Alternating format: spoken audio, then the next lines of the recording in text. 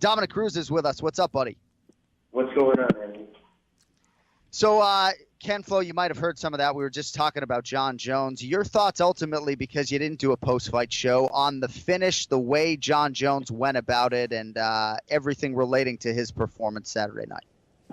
Well, I mean, there's so much you can break down, right? I mean, the guy went out there and did everything that he said he was going to do and beat DC, who was actually probably that was the most ready DC could have ever been.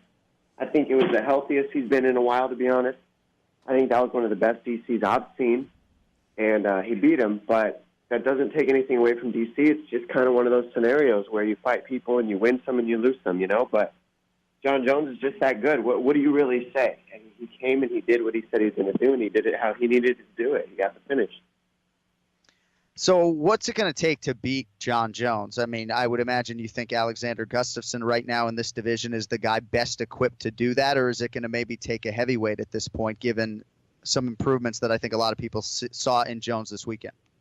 Well, with the size that Jones is looking right now, I think it's definitely going to take a heavyweight. It's looking like because of the height and the length. But I don't think that Brock Lesnar is the guy. I mean, I think that's an awesome call out for Jones because he can just. I mean, we saw what Kane did to Brock, So I wouldn't mind seeing Kane get healthy and fight a Jon Jones. I wouldn't mind seeing some stuff like that. But when it comes to Jon Jones fighting other guys, I mean, realistically, the only guy who really gave him a fight that was back and forth was Gustafsson in DC, and I think Gustafsson can do it again. And the reason is the height and the footwork. The real issue for a lot of these guys is that reach. That's the biggest issue, is that length and the reach. But good footwork, navigating around it with good push-pull boxing can really get past that. You gotta look at the way Jon Jones throws his punches, sets them all up. Everything he does is he gets you to touch hands up top, and then he kicks your knees when you're close enough to touch with your hands. He knows he can touch you with his hands from a southpaw or a conventional stance, and even if you swing while he's touching your hands, you can't hit him because he's so long. And then when you go to take that step forward, he's picking at your knees with the front kicks, the inside kicks, and the body kicks, and the teep kicks to the body. So it gets your posture to break. And then at the same time as he starts doing that, then he starts throwing the elbows and knees up the middle. So all that stuff can get taken care of with a little bit of range. When Jon Jones goes to grab your hands and reach for him, in boxing, when you do that, they tell you to throw a long combination. Start to the body, finish your combination to the head, and that would force your opponent to cover their head up because they can't try to catch a six-punch combination all on their palms. So they have to just cover their head. So that would be the offensive strategy for Jones when he starts grabbing at your hands, if you're tall and long enough to do that. DC was not. Dom, obviously I know it's difficult to call a fight and score it at the same time. I thought the first two rounds were very close. I actually had DC winning the first two. I thought he maybe stole it at the end of the first, and I thought he won the second. Still very close. How did you score that fight? Well, when you look at it, it's funny how you say that, because if we're talking about scorecards, you'd probably give the first maybe two rounds to DC, possibly. I mean, I'm not gonna argue with that. Of course, we don't know how the judges are seeing stuff this day. You know that better than anybody, Kenny. But he finished fights. So he was Oh, jeez. Yeah, but when you look at the game plan and the strategy and how you see it playing out, it's similar to how I see the McGregor-Mayweather thing going. It's like you give certain guys certain rounds in order to just let them wear themselves down so that the finish comes easier. It's kind of like, if you think about a lot of animals, if they're taking out a bigger, stronger, faster animal, they don't attack it right off the bat and go for the kill. Mm-hmm. They chase it for 5 miles, and then they kill it. Yeah. Well, that's what Jones was doing. He was poking at the body. He was poking at the knees, poking at the legs. Everything was camouflaged to set up that head kick. And it was camouflaged to set up the big shot in the last 2 rounds because they know DC was going to wear down after eating the knees, eating the cheap kicks, eating the kicks. It softens you up, and it gets your body to naturally react to what it's eating. And eating all those kicks gets you to break your posture, which will get you to lean into a kick, which he already does naturally. So he was already fighting a natural thing that he has in his systems in DC. And Jones just obliged by poking at him with his feet and poking at his legs the way he did. And then it got DC to just kind of do what he already naturally wants to do, but he did it more when John wanted him to set up the weapon that John wanted to. And that's because Jones didn't care about losing the first 3 rounds.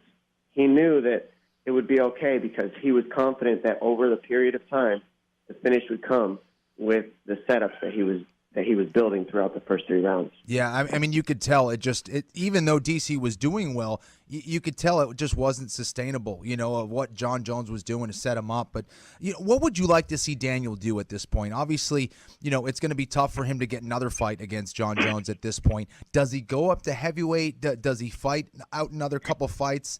Would you like to see him end his career with a win? I don't. It's hard because it's so crazy how you watch a guy lose when they're at the top of the game the way that DC did it. Mm-hmm. And then I'm not saying that you're putting him in this category, Kenny, but it's like people in general start talking about the end. Yeah. It's like it starts coming up like the end, like his last fight. What would you like to see him do now? And it's like, man, that dude was just on top of the world, beating everybody, and I don't really see an end to DC. It's a literal question of how he takes his loss. I mean, he took the last loss great, right? But how does he take this second one? Mm-hmm. I don't know. That's just going to tell over time. But the other thing that you were saying, Kenny, that I noticed is you're like, yeah, it just didn't look like DC was going to do enough over the time. Well, I think the biggest difference in why that was true is because all DC was attacking was the head of John Jones. And John Jones was basically attacking the body of DC. So if you think about the tactics in that alone is just a step ahead. Because DC, by attacking the head, as you know as a fighter, we can take a lot of damage to the head. You'll get dizzy, but it doesn't stop your aggression. It doesn't stop you from wanting to move forward because it doesn't hurt that bad. Mm-hmm. Getting hit in the head is kind of like hitting a speed bump in a car. Everything shakes. It doesn't really hurt that bad. Right. It just kind of happens. When you get kicked and punched in the body the way that John was doing to DC, that wears you down. So that was just a difference in tactics from beginning to the end in that matchup that really made a huge difference. And if you think about it, the shorter guy should be going to the body more than the taller guy every single time. Yep. But it didn't work that way.